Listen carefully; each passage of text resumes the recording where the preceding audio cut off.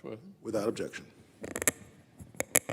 At this time last year, Washington Democrats were beginning their quest to dump trillions of dollars in left-wing spending on a recovering economy that already had the preconditions for some inflation.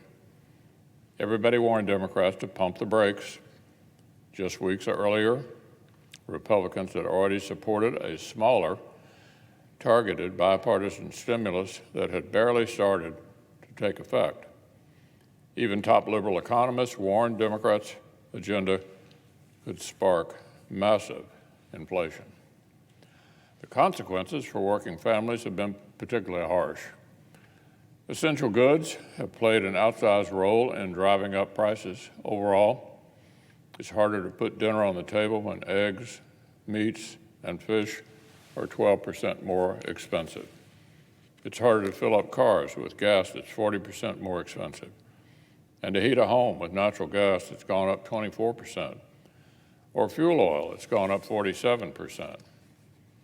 This is reality for millions of Americans. They're living it every single day.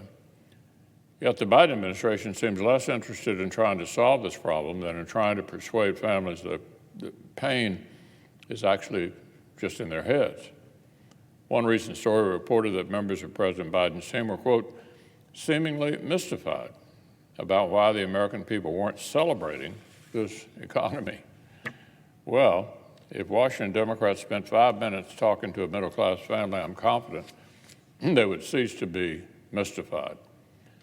The middle 40% of American earners have seen their disposable incomes fall more than an entire percentage point over the last year, entirely due to inflation.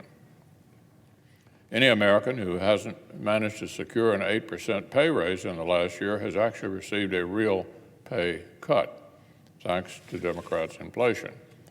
The American people are reporting their lowest consumer sentiment in over a decade. 75% say our economy is doing badly.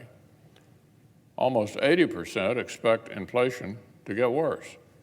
6 in 10 say their family's income isn't keeping pace with their costs of living.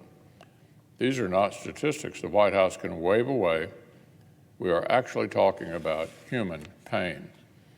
A working mother in Michigan said, quote, I cannot buy the food that I would normally buy for my family.